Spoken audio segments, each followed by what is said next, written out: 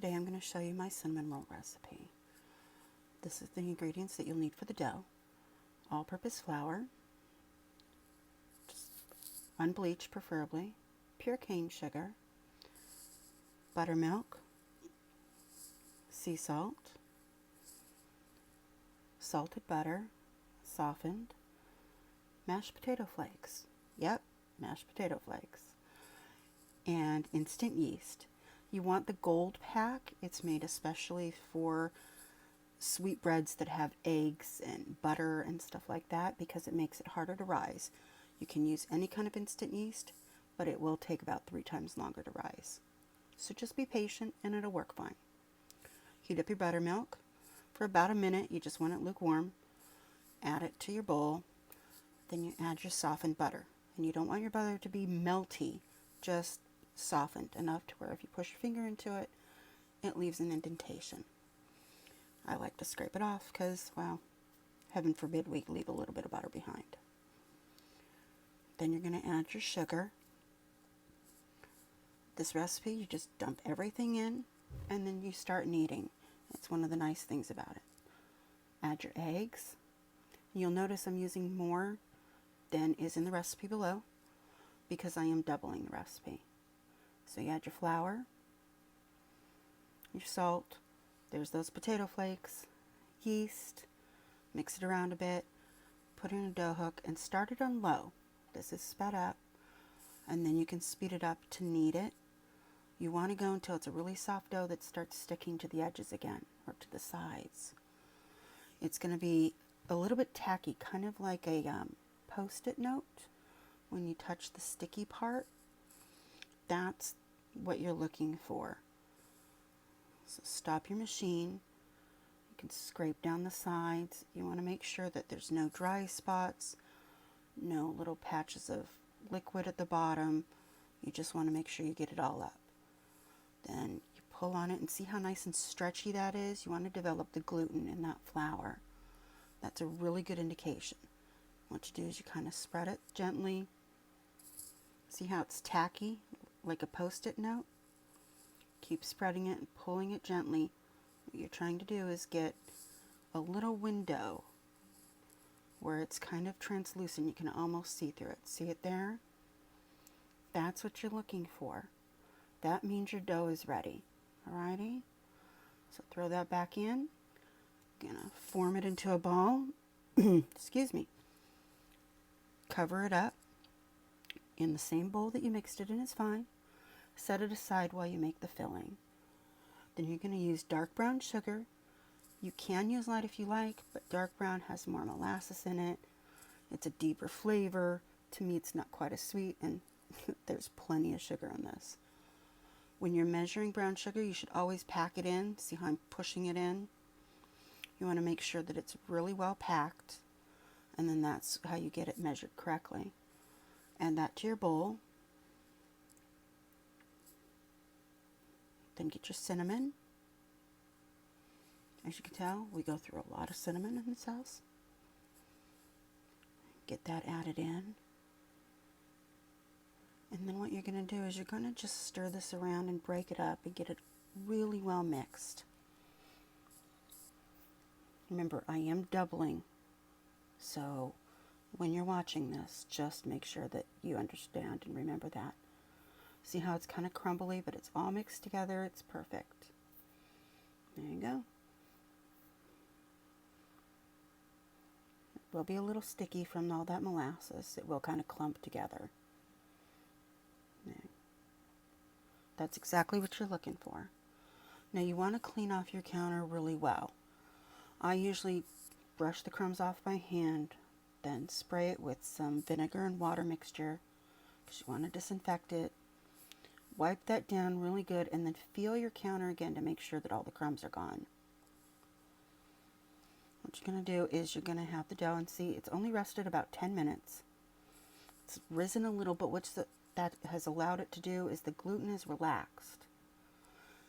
Whenever you're rolling out dough and it doesn't want to keep its shape and it keeps bouncing back, you need to let the dough relax, and that's what we did so that it'll roll out smoothly. See how it's not bouncing back a lot? That's what you're looking for. You're going to roll it out to about 24 inches by 16 inches. I literally use a measuring tape for this. Okay? And then you're going to get your softened butter. Yep, more butter. These are not low calorie. And when you spread it, that top area there for about an inch, you're going to leave that without any butter or filling. It's really important to do that so that when you roll it up, it'll stick. See how I made a line there? Then you want to put the filling in. You're going to use almost all of it. You can use all of it. Then kind of press it down into the butter. And then you want to start rolling from the edge closest to you. And you just kind of get it going a little bit, and you're going to try and roll it as tightly as possible. See how I'm just going little section at a time. And then as I start rolling, I'm tucking it under with my fingers. The first half of this, you're going to have to keep doing that. You want to keep it as tightly wrapped as possible so that they don't kind of flop all over the place when you put them in the pan. And then all your filling falls out. So just keep it as tight as possible. Just keep tucking it in. Take your time. This is sped up. Just keep rolling it nice and tight. You're trying to keep it evenly thick all the way through also. Then when you get to the end, you pinch it together. And that'll keep it stuck together. And then what I like to do is roll it and then kind of smooths out that seam.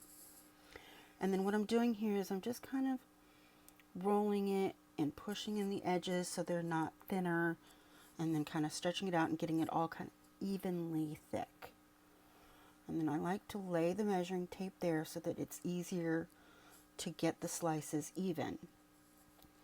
I cut it in half first, right at the center. See?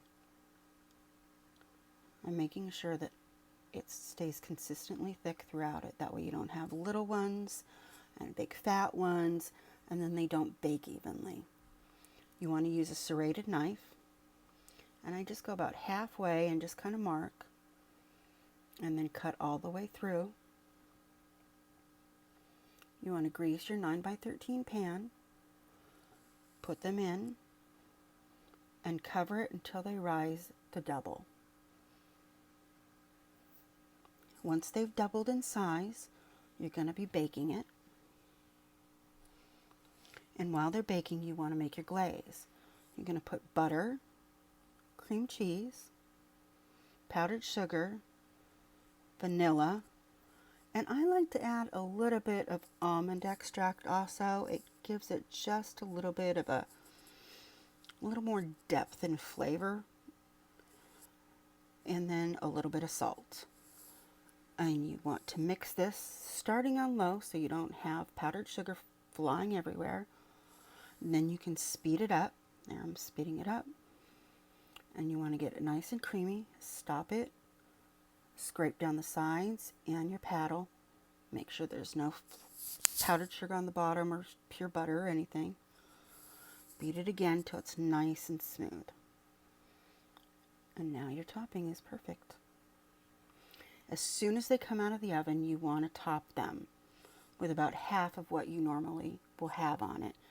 This first layer is basically to coat the whole cinnamon roll. You want it kind of going down the sides a little bit and melting into the crevices.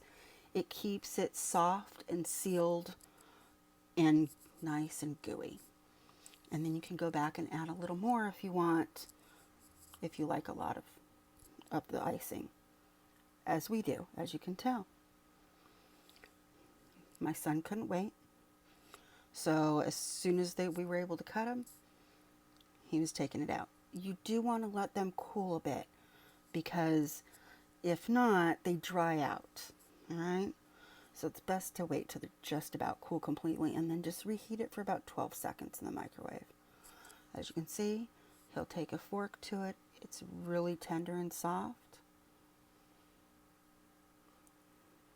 There you go. Who needs Cinnabon? Let me know if you have any questions. Thanks so much.